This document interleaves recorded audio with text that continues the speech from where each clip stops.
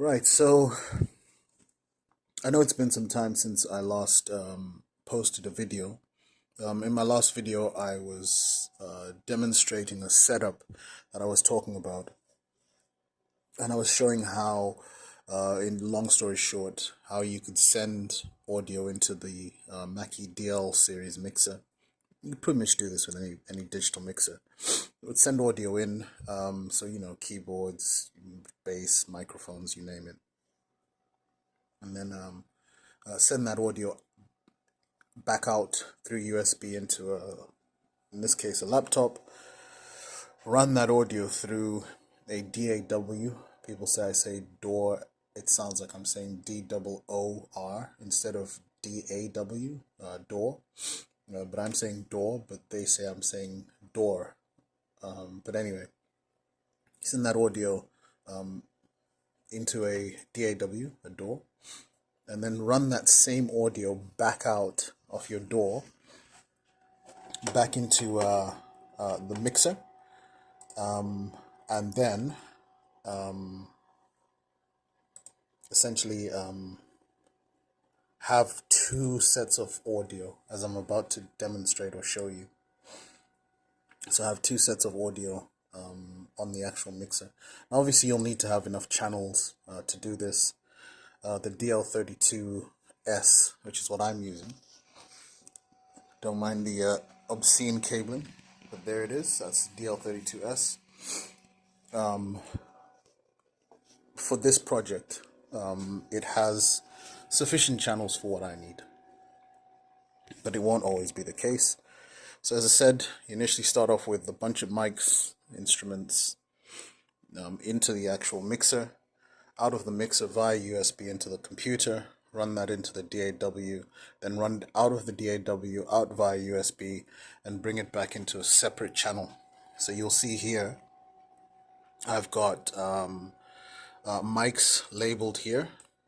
These are all the channels coming back via USB. So you'll see at the top there, you don't have any gain, it's just all trim. These are USB channels.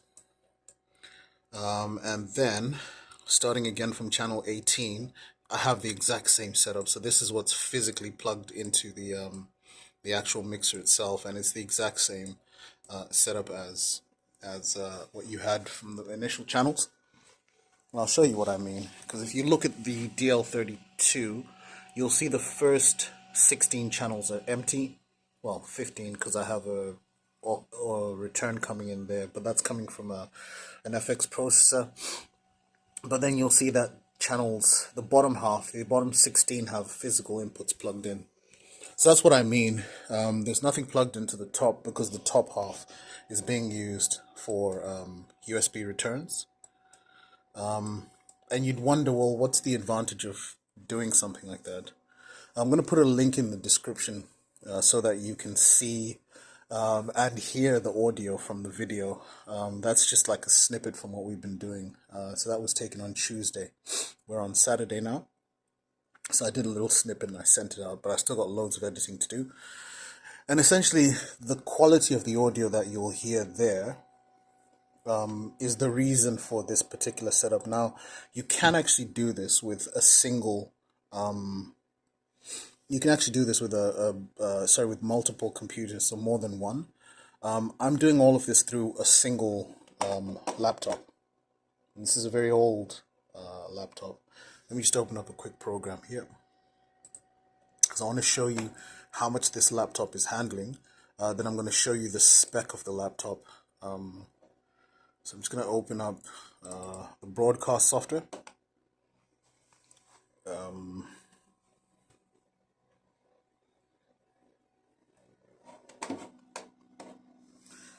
So yeah, essentially, I'll put a link in the description so you can hear the quality of the actual audio, and then you'll understand the reason why this setup is essential. Now you can stream this, or you can edit it later on and release it. But if you want that higher quality, particularly if you're running live streams for a church, really you need to be mixing the audio that's going to the stream. I know you can do it from a separate console, and that's all well and great. But if you want to have all the VSTs at your at your disposal, you really want to be mixing that audio in a DAW separately. The reason why I'm on this page, just as a side note, there was a question that was asked today actually, and the question was, how do you get audio to come into your return 1 and 2, which is this. Oh, I've overshot it. Hang on. Return 1 and 2. That. How do you get the audio to come into there? Via USB, or what is the purpose of this? And I explained to this individual that this return 1 and 2 will bring back audio, and they were saying they were struggling to get the actual left and right to come back, even though they're running it via their DAW.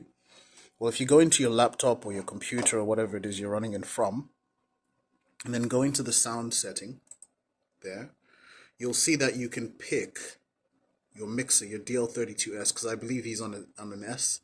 You'll be able to pick the DL32S as an output source here, and that's what will ensure that you get that return jumping up and down.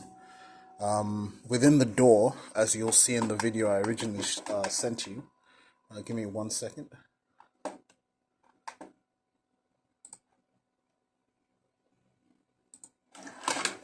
Within the DAW, you'll see here I have, as you were saying in your video, I have 32 input channels, but I also have 32 output channels as well. So I'm outputting all 32 channels, but what's sending the audio to my main left and right is what I showed you up here. I'll use my mouse pad for this. Is when you select the DL32S as your output from the actual laptop itself, then the laptop will output, and then you'll get that via what we were talking about earlier on, the return 1 and 2. So yeah, this is pretty much the setup that I'm going through at the minute. I'll do some extra videos showing you specifically what I've done to achieve what it is I've achieved. For all you Mackie users, 16SR, whatever, this might be helpful for some of you, particularly if you're running this for a church or a small band, etc. This could actually really be a game changer in terms of the quality of the sound you'll get. But as I said, click on that link in the description. That link will show you the audio quality, or you'll be able to actually hear the quality of audio that I'm getting, and you can compare it to the quality of audio that you get just from a general mix out of your mixer straight out. And I've got other videos that show you how I set everything up when I'm doing live streaming, etc. You can go check those out if you haven't. Those will actually give you all the basics, and then yeah, so this is just the next step. All right.